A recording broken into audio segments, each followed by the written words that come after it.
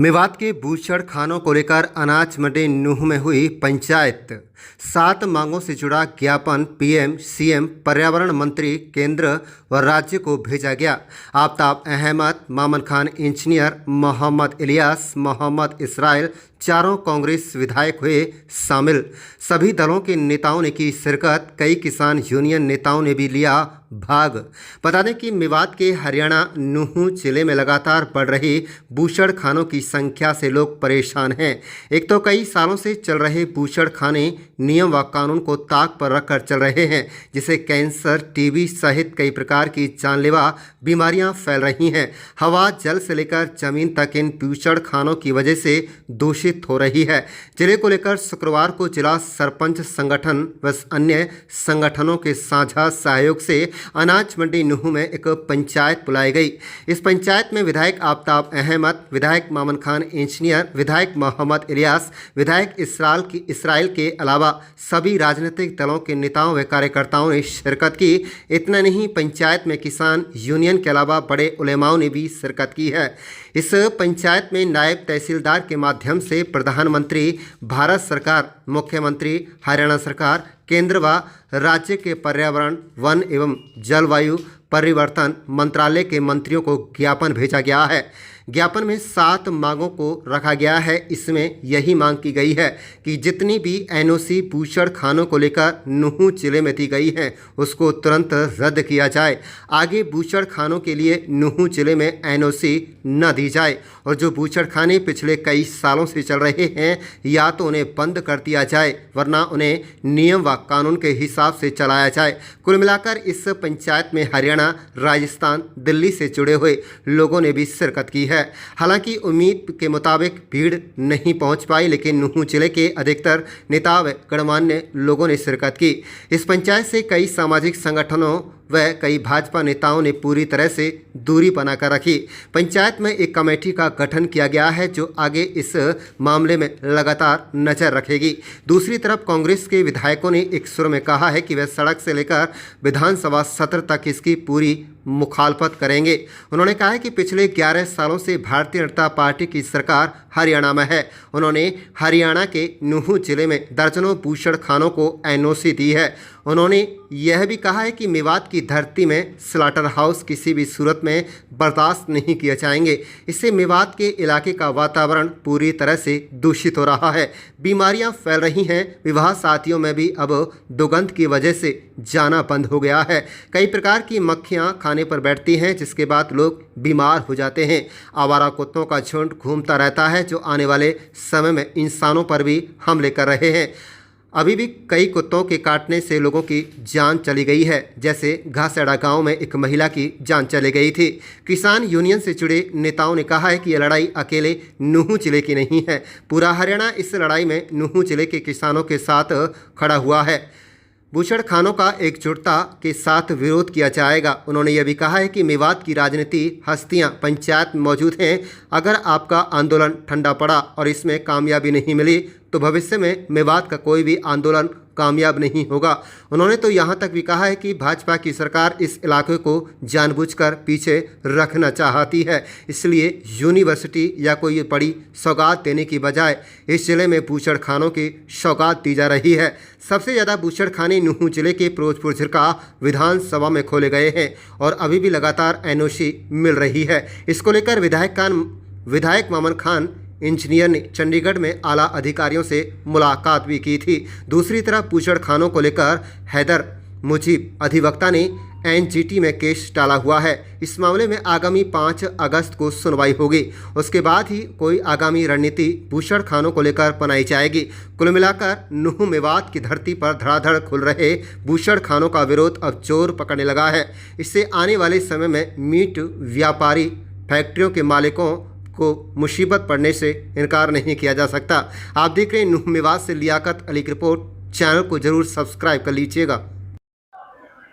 जो आज की मौजूदा 11 साल की सरकार, जो अन्य प्रदेशों में जिन चीजों को लोग विरोध करते हैं, उनकी क्यों इसी जिले में और वो भी हरियाणा में वही सरकार बीजेपी की सरकार क्यों एनओसी देकर यहाँ बूचड़ खानों का जाल बिछा दिया गया और जाल बिछाने के बाद उनका ना तो जिस मानक से होने चाहिए उसमें हवा का प्रदूषण भी है, उसमें जो है जमीन का प्रदूषण भी है और उसमें पानी का प्रदूषण भी है। सब प्रदूषण झेल रहे हैं, लोगों को बदबू है और इतनी बड़ी संख्या में मैं समझता हूँ कि एनओसी दी गई है, सरकार की क्या मंशा है और उसके खिलाफ नौजवानों ने आज सभी इलाका जो है इकट्ठा हुआ है और मेमोरेंडम दिए हैं और यही बातें हैं कि सरकार तुरंत तौर पे जो भी एनओसी आगे देनी है उसे बंद करे और जो एनओसी दी गई है जो शुल्कियाँ उनको करे और इस इलाके को प्रदूषण जो है रहित करे, ना कि प्रदूषण के अड्डे और इस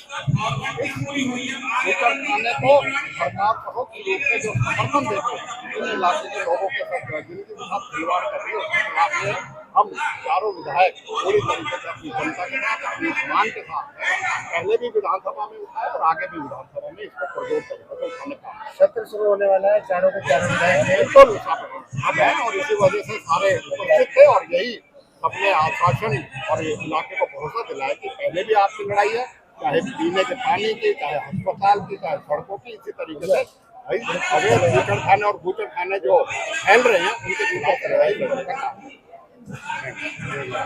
की है, सोशल मीडिया पर भी आवाज उठ रही है और ये कार्य इसमें पूछ शक नहीं है, ये नहीं ज्यादा पूछ सकते मेवात में नहीं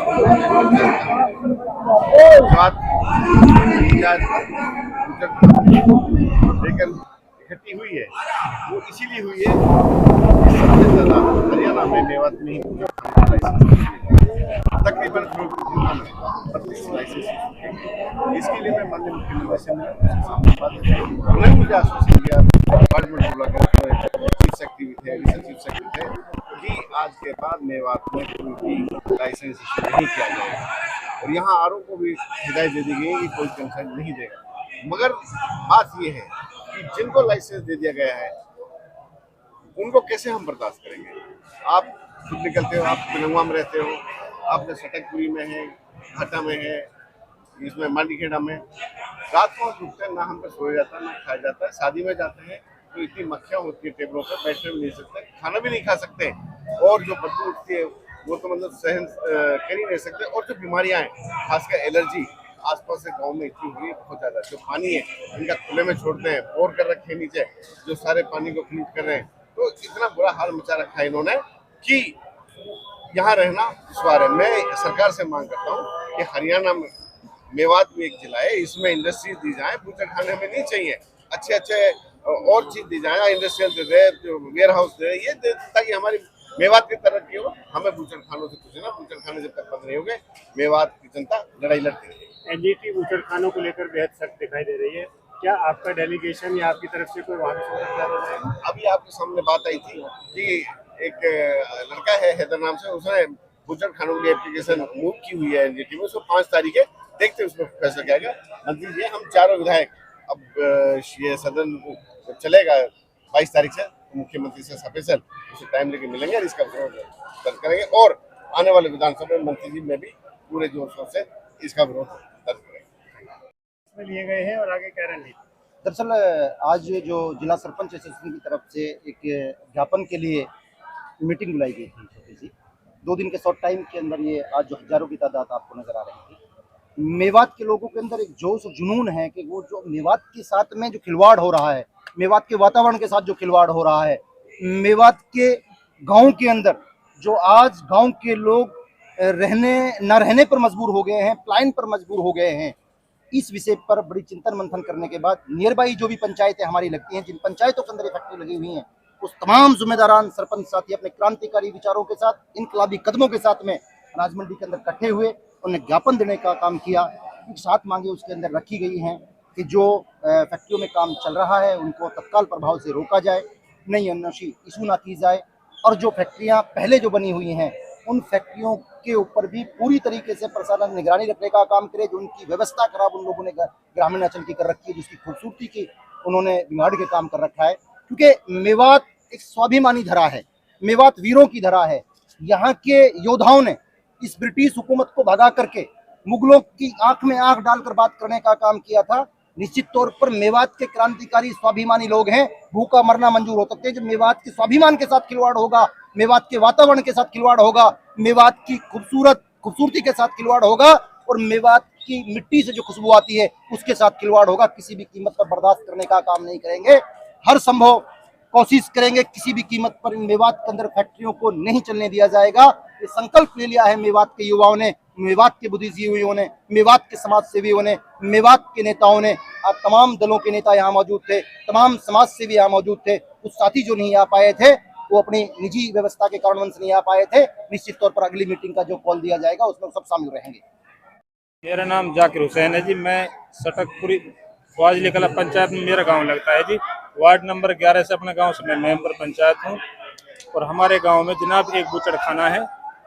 जैसा कि आपको पता है भाई उस बरसात का मौसम चल रहा है और उससे बीमारी इतनी हो रही है। और हमारा जो बूचड़ खाना है जी, ये कम 2005 से इसका उद्घाटन हुआ था और अभी तक इस पे कोई अंकुश नहीं लगा है और हम बार बार आवाज उठाते रहे हैं। अब और पंचायत हुई है, अब क्या चाहते हैं? हम ये चाहते हैं जी कि इसका लाइसेंस रद्द करा जाए, क्योंकि जो गांव की समस्या है, जैसे मतलब अब बीमारी इतनी हो गई जी। ये तो जो बूचड़ खाने 2 साल से इतने परेशान हैं, हमारे वहाँ तो 20 साल हो गए जी उसको लगे।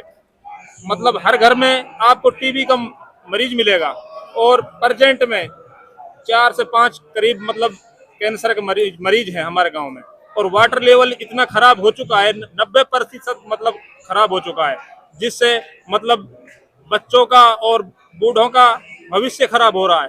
और हमारा जो वो रास्ता है उसमें गोडे गोडे खड्डे हैं। यहाँ भारी भरकम सवारी आती हैं, मतलब जैसे चमड़े का और गोश्त का और जैसे लकड़ियों का, नमक का ट्रक, मतलब और वहाँ जाम लगा हुआ रहता है। और सबसे बड़ी परेशानी ये है जो इसका हड्डी प्लांट चलता है ना, उससे आदमी सोता मतलब रात को जग जाता है और उससे मतलब हर आदमी के कोई ना कोई उससे बीमारी लगी हुई है। और हमने उसकी कार्रवाई की है। ये